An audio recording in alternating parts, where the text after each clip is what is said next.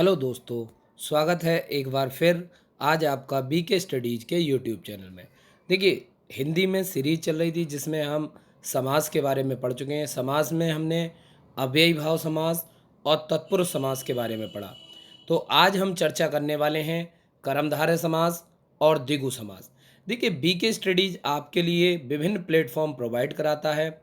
आप हमारी website bkstudies.com पर जाकर पीडीएफ डाउनलोड कर सकते हैं और साथ ही कोचिंग के पोर्टफोलियो देख सकते हैं। साथ ही आप हमारी ऑफलाइन क्लासें भी ज्वाइन कर सकते हैं बीके स्टडीज रामपुर।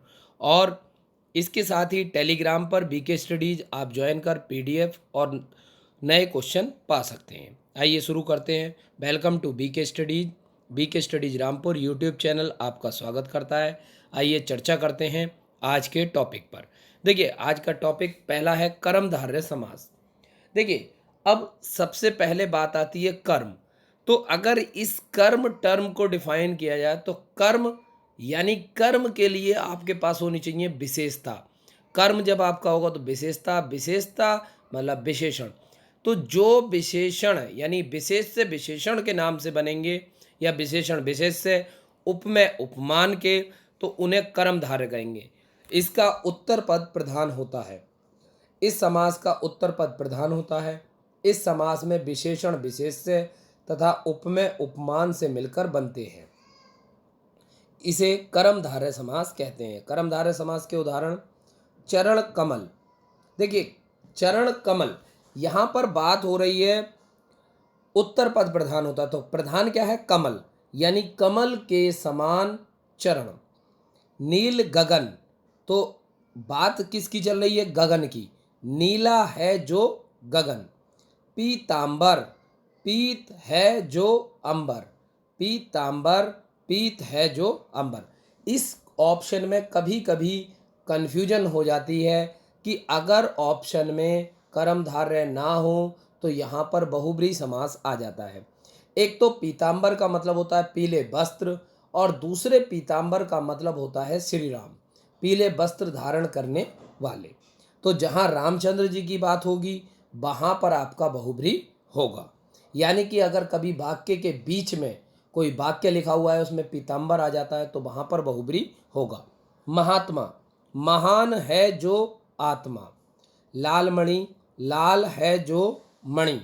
महादेव, महान है जो देव।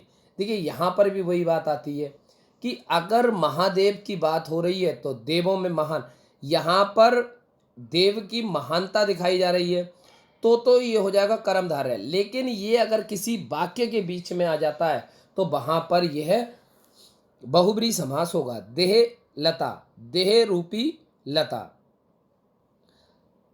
नव युवक, नव है जो युवक। ठीक। कर्मधारय समास के भेद: विशेषण पूर्व पद कर्मधारय समास, विशेष्य पूर्व पद कर्मधारय समास, विशेषणों भय पद कर्मधारय समास और विशेष्यो भय पद कर्मधारय समास। तो पहले बात होती है विशेषण पूर्व पद। जहाँ पर विशेषण पूर्व में लगाया जाए वहाँ पर विशेषण पूर्व पद कर्मधारय समास होता है। जैसे नीली गाय यानी नील गाय, नीली गाय, तो इसको शॉर्ट में क्या कहेंगे? नील गाय। पीत अंबर, पीत अंबर, पीतांबर। प्रिय सखा, प्रिय सखा। अब आएगा विशेष्य पूर्व पद कर्मधारय समास। इसमें पहला पद विशेष्य होता है। इस प्रकार के समासिक पद ज़्यादातर संस्कृत में मिलते हैं। जैसे कुमारी श्रमणा, कुमारी श्रमणा, तो क्या हो जाएगा? कुमार श्रमणा। विशेषणों उभय पद, अब जिसमें विशेषण जो होंगे उभय होंगे यानी दोनों ही उभय पद होंगे तो इन दोनों पद में विशेषण होते हैं। जैसे नील पीत, नील पीत। सुनी अनसुनी, कही अनकही या कहनी अनकहनी।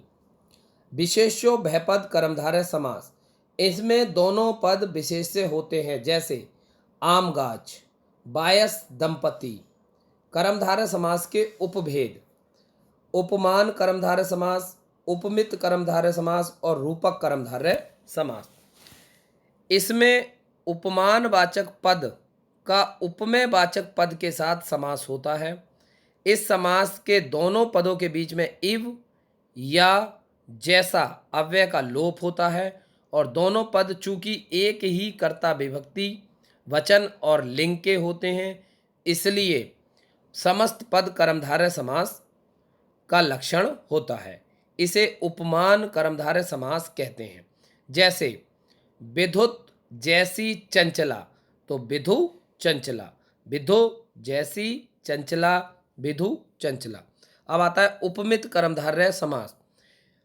यह समास उपमान कर्मधारय का उल्टा होता है। इस समास में उपमेय पहला पद होता है और उपमान दूसरा पद होता है।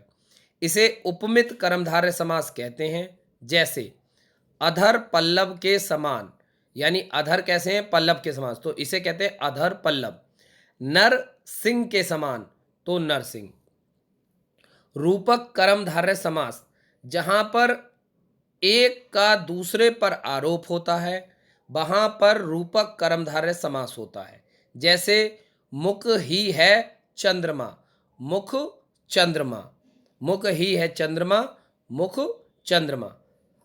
अब इसके अलावा कहीं पर जो समास आते हैं जहां पर विशेषण विशेषण का रिपीटेशन होता है, विशेषण विशेषण का रिपीटेशन होगा तो वहां पर कैसा होगा, वहां पर भी आपका कर्मधारय समास होगा।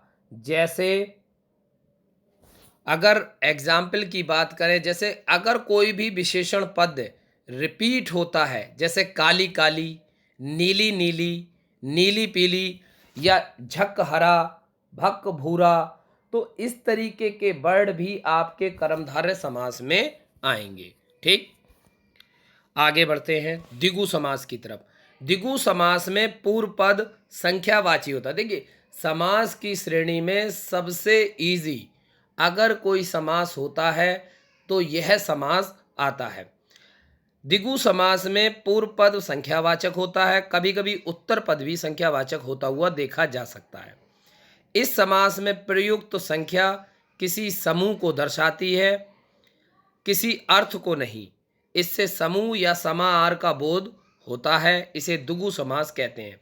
जैसे नवग्रह, 9 ग्रहों का समूह, नवग्रह 9 ग्रहों का समूह। अब यहीं पर एक ऑप्शन आ जाता है नवग्रह। अब ये आ जाए नवग्रह, क्या आ जाए, नवग्रह। तो इसका मतलब होता है नया घर, इसका मतलब क्या होता है, नया घर।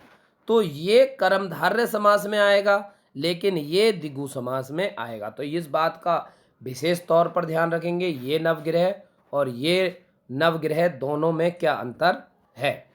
दोपहर, दो पैरों का समाहार, दोपहर का समाहार तो क्या कहलाएगा, दोपहर। त्रिवेणी, 3 वेणियों का समूह। पंचतंत्र, 5 तंत्रों का समूह। त्रिलोक, 3 लोकों का समाहार। शताब्दी, 100 अवधों का समूह, 100 अवधों का समूह। पसेरी, 5 शेरों का समूह। सतसई, 700 पदों का समूह। यानी सही में क्या होता है 100, तो सत की बात हो रही है 7। अब आता है चौगुनी, 4 गुनी। त्रिभुज, 3 भुजाओं का समाहार। द्विगु समास के भेद, समाहार द्विगु समास और उत्तर पद प्रधान द्विगु समास। पहला है समाहार द्विगु। समाहार का मतलब होता है समुदाय, इकट्ठा होना, समेटना, उसे समाहार द्विगु समास कहते हैं। जैसे तीनों लोकों का समाहार त्रिलोक, 5 वटों का समाहार पंचवटी, 3 भुवनों का समाहार त्रिभुवन, 5 आबों का समाहार पंजाब, 5 आबों का समाहार पंजाब। अब है उत्तर पद प्रधान द्विगु समास। उत्तर पद प्रधान द्विगु समास 2 प्रकार के होते हैं। एक आ बेटा या फिर उत्पन्न के अर्थ में, या फिर उत्पन्न के अर्थ में। जैसे दो माँ का, दो माँ का तो दुमाता, दो माँ का तो दुमाता। 2 सूतों के मेल का दुसूती। अब जहां पर सच में उत्तर पद पर जोड़ दिया जाता है, जैसे पांच प्रमाण, पंच प्रमाण, पांच हत्तड़ तो पंच हत्तड़। तो इस तरीके से आप समासों को पढ़ेंगे और समास में जहाँ जहाँ कन्फ्यूज होंगे, जब हम इसके प्रैक्टिस सेट लगाएंगे तो आपको अलग ही तरीके के और अलग ही लेवल के क्वेश्चन मिलेंगे। आपको वीडियो कैसा लगा ये हमें बताना ना भूलें। साथ ही वीडियो के बारे में अगर आपकी कोई राय है तो कमेंट बॉक्स में हमें ज़रूर बताएं, ताकि हम अपने अगले वीडियो में उसको ऐड करें और आपकी बातों का भी ध्यान रखें। वीडियो अगर आपको पसंद आता है तो लाइक और शेयर करना ना भूलें। साथ ही हमारे चैनल को सब्सक्राइब करें और बेल आइकन को प्रेस करना ना भूलें।